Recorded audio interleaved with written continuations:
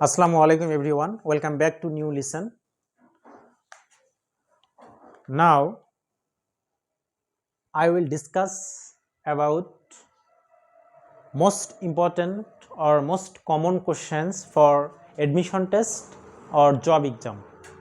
তো dear learners, আপনারা দেখতে পাচ্ছেন আমি তিনা ইজ রিনাউন্ড ড্যাশ হার ওরাটরি একটা সেন্টেন্স আমি লিখেছি এবং এখানে আমরা প্রিপোজিশনের ব্যবহার করব। তো আমাদের ইউনিভার্সিটি কোশ্চেনগুলোতে এবং জবের কোশ্চেনগুলোতে এই ধরনের কোশ্চেন খুবই একটা কমন কোশ্চেন এবং আমরা এটা ভুলও করি, ইজিলি ভুল করি। বিষয়টা হচ্ছে এখানে আমি অপশন আছে আমাদের চারটা, এ বি সি ডি। তো আমরা এখানে প্রিপোজিশন বসাবো। একটা জিনিস যদি আমরা খেয়াল রাখি তাহলে ইজিলি এই প্রিপোজিশনটা বসানো সম্ভব। তাহলে তিনা ইজ রিনাউন্ড ড্যাশ হার ওরাটরি। ওরাটরি শব্দের অর্থ হচ্ছে বক্তৃতা। অনেক সময় মিনিং যদি আমরা খেয়াল করতে নাও পারি, তারপরও একটা সূত্র দিয়ে আমরা এটা অনায়াসে অ্যান্সার করতে পারবো।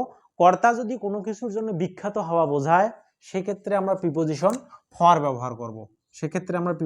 ফর ব্যবহার করব। এবং আমার এখানে কয়েকটি ওয়ার্ড লেখা আছে, এই ওয়ার্ডগুলো দিয়ে বিখ্যাত হওয়া বোঝায় এবং এই সেন্টেন্সগুলোতে এই ওয়ার্ডগুলো ব্যবহার করা হয় এবং প্রিপোজিশন আমাদেরকে বসাতে হয় ওই ইউনিভার্সিটি অ্যাডমিশন এবং জবের জন্য।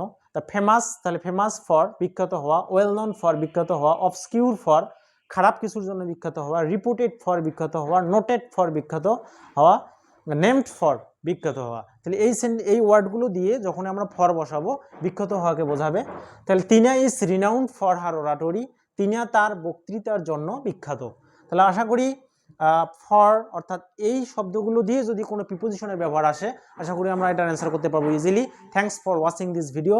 আসসালামু আলাইকুম ওয়া রাহমাতুল্লাহ।